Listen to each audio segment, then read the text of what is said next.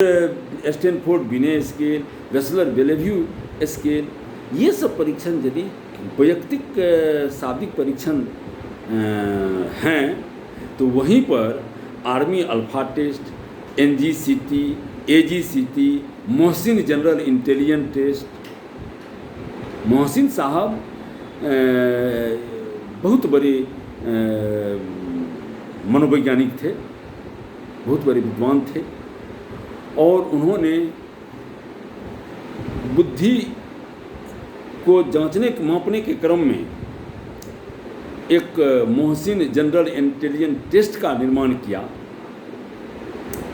जिसका नाम पड़ा मोहसिन जनरल इंटेलिजेंस टेस्ट। इस संदर्भ में मैं और एक बात कहना चाहूँगा कि भारत में मोहसिन साहब के अलावे जलोटा साहब ने भी बुद्धि का निर्माण किया, जिसे जलोटा सामान्य बुद्धि परीक्षण कहते हैं। सामान्य सामूहिक बुद्धि परीक्षण Jalota general group intelligence test के नाम से जो जाना जाता है।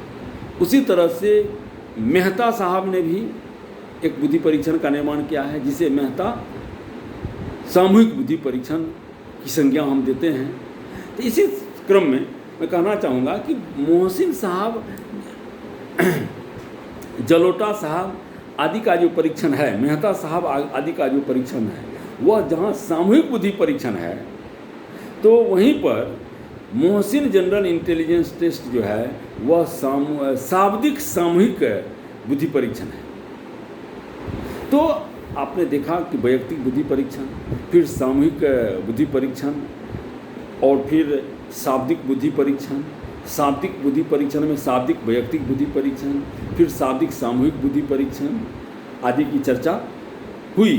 अब पदों के स्वरूप के आधार पर ही बुद्धि का एक दूसरा परीक्षण सामने आया, या उसका नाम दिया गया क्रियात्मक बुद्धि परीक्षण।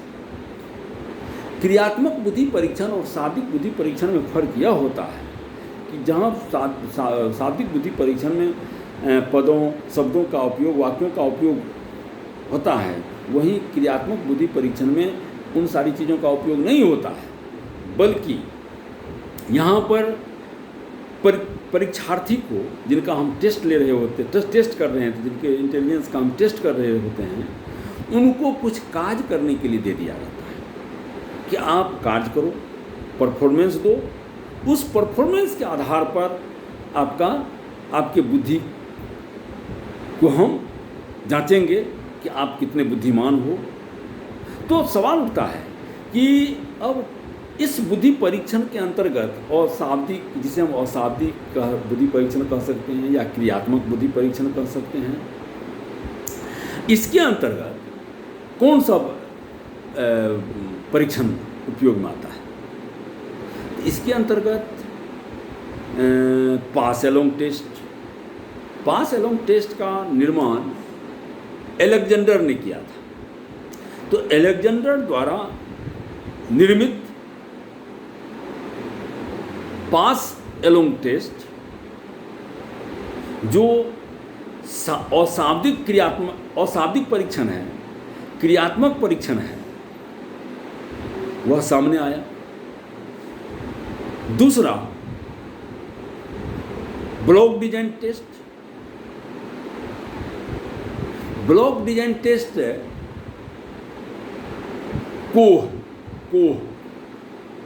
कोह के द्वारा यह निर्मित परीक्षण है।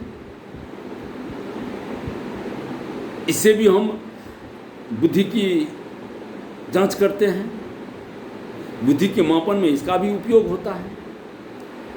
तीसरा है cube construction test. Cube construction test में इसका निर्माण गौ ने किया, GAW गौ ने किया। अब इन तीनों परीक्षणों की जब हम चर्चा करेंगे तो इस तीनों परीक्षण को हम अलेक्जेंडर बैटरी टेस्ट भी कहते हैं, इसे हम बैटरी टेस्ट भी कहते हैं। और इसके द्वारा अलग अलग तरह से परीक्षार्थी से कार्य लिए जाते हैं और उसी आधार पर बुद्धि की माप संभव हो पाती है। एक और अलेक्जेंडर के पास एलोंग टेस्ट में 9 उप परीक्षण होते हैं। 9 उप परीक्षण में अलग अलग कार्य करने होते हैं। उसी तरह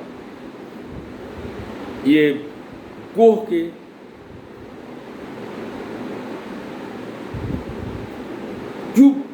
ये ब्लॉक डिजाइन टेस्ट में 10 उप परीक्षण होते हैं। अलग अलग ब्लॉक होते हैं जो नीचे चिन्हित होते हैं, उसको उस हिसाब से डिजाइन करना होता है और उसमें 10 उप परीक्षण होते हैं। उसके आधार पर बच्चों के या परीक्षार्थी के बुद्धि की माप होती है। ठीक इसी प्रकार क्यूब कंस्ट्रक्शन टेस्ट के अंतर्गत 26 घन होते हैं, जिसका सदुपयोग करके हम बच्चों से क्रियात्मक कुछ कार्य करवाकर बुद्धि की माप कर पाते हैं। अब जिस तरह से मैंने कहा कि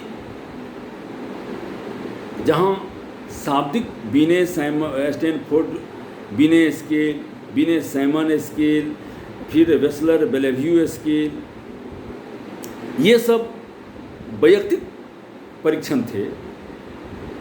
तो फिर army alpha test, AGCT, NGCT, Mohsin general intelligence सामूहिक परीक्षण, शाब्दिक सामूहिक परीक्षण थे।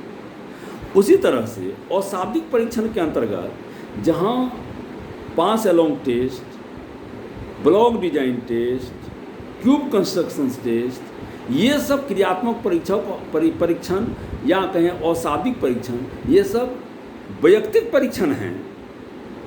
तो वहीं पर अशाब्दिक या क्रियात्मक सामूहिक परीक्षण के रूप में वेस्लर एडल्ट इंटेलिजेंट स्केल को हम रख सकते हैं, Wechsler intelligent scale for children को भी हम रख सकते हैं। तो ये सब परीक्षण जो हैं यह क्रियात्मक सामूहिक परीक्षण। तो ये परीक्षण के प्रकार हैं। इस तरह हम देखते हैं कि बुद्धि परीक्षण क्या है, बुद्धि परीक्षण के कितने प्रकार हैं, बुद्धि परीक्षण के प्रकार में उसके संचालन के हिसाब से पदों के उसके संचालन के हिसाब से उसको 2 भागों में विभक्त किया गया, वैयक्तिक बुद्धि परीक्षण, फिर सामूहिक बुद्धि परीक्षण। उसके पदों के स्वरूप के आधार पर भी 2 भागों में व्यक्त किया गया, शाब्दिक बुद्धि परीक्षण और अशाब्दिक बुद्धि परीक्षण। तो इस तरह से 4 तरह के बुद्धि परीक्षण होते हैं। जो वैयक्तिक बुद्धि परीक्षण होते हैं वह शाब्दिक भी होते हैं और अशाब्दिक भी होते हैं। जो सामूहिक बुद्धि परीक्षण होते हैं वह शाब्दिक भी होते हैं और अशाब्दिक भी होते हैं। जो शाब्दिक बुद्धि परीक्षण होते हैं वह वैयक्तिक बुद्धि परीक्षण भी होते हैं और सामूहिक बुद्धि परीक्षण भी होते हैं। उसी तरह से जो अशाब्दिक बुद्धि परीक्षण होते हैं, जिसको क्रियात्मक बुद्धि परीक्षण कहते हैं, तो वह भी वैयक्तिक बुद्धि परीक्षण भी होते हैं और सामूहिक बुद्धि परीक्षण भी होते हैं।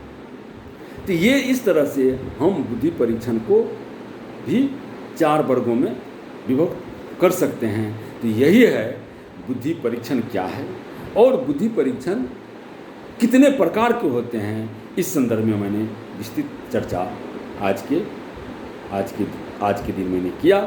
इन्हीं शब्दों के साथ आज भी लगभग 42 मिनट का समय पूरा हो रहा है। अपनी बातों को मैं समाप्त करता हूँ। फिर दूसरे रोज मैं अलग टॉपिक लेकर आप सबों के बीच